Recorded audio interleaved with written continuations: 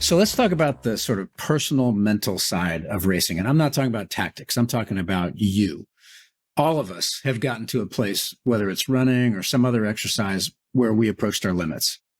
But you live that in spades, compared to what Sandra and I do every day. It's like you're at a completely different level. How did you push through the mental challenges in an endurance sport when your body just said, I'm done? But you're telling it, no, you got to keep going. How did you get across that as an elite athlete? Well, that is a really good point and a really good question, because another game changer for me was I did visualization. And I know that helped me win, like as much as my training, equal. So I met these guys that work with cancer patients and do visualization for cancer patients. And, it's a long story how this came about, but lucky me, they made 2 tapes for me about visualizing strength, recovery, my attitude towards pain, all of this. And I was religious about it. Every morning and every evening for 20 minutes, I would lay there and I would do these visualization exercises. And I know that made a huge difference because, well, 2 things. So your body is way more capable than we give it credit for.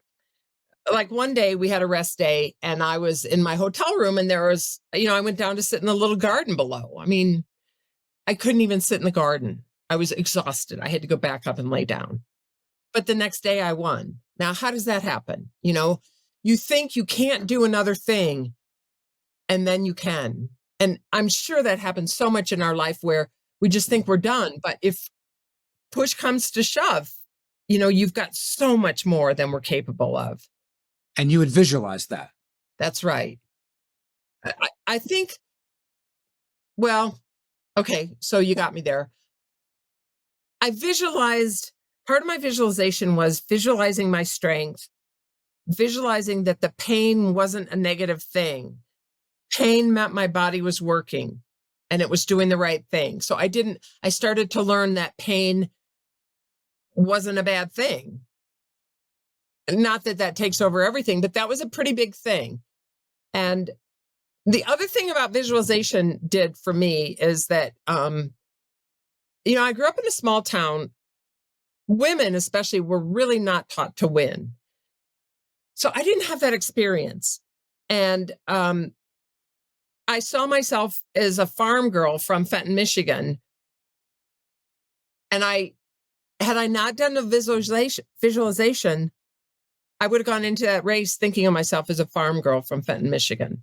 And that was what was significant as much as the pain deal and everything else. I saw myself as a champion. Just mental attitude shifting. That's right. I think visualization. You can see it, you can be it.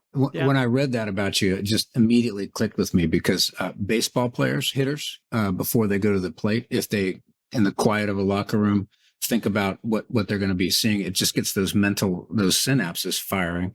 And I know that before I went out flying at night off an aircraft carrier, if I spent a few quiet moments visualizing what a night carrier landing looked like, it just kind of warmed up the brain in a way. And I would imagine that you doing that warmed up your brain for anticipating the pain. And so you were ready for it, probably more ready than other people were. It did. I know it made a huge difference. And I'm surprised that more people don't do it now. And I want to teach it because it's, and it is out there in the world for different applications.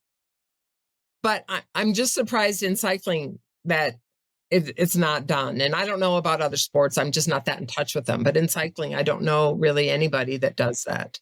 Let's take a turn to the present because you're still doing some racing now, correct? And only on my horse. Only on your horse. Well, I did a running race, but that's not really. Not on the bike. Okay. Well, just this big picture, what do you think has changed technically over the course of your career in racing? From when you started, the bikes are different? The bikes are different. I didn't ride my bike for quite a while. And then I kept riding the same bike I raced on, 30 years ago. It worked then. Why wouldn't it work now? And then all of a sudden I rode one of the newer bikes and things are a lot different now. What did you notice the most, actually? It was just a nicer ride. I'm not a technical person. I had somebody work on my bike. It just was a nicer ride. So of course I had to get a new bike. Of course. And it only cost you $2,000 or more. I know. I was on a vacation with my sisters and we rented bikes and I'm like, holy shit. And I'm like, all of a sudden it cost me $2,000 to get a new bike, These are nice. Yeah.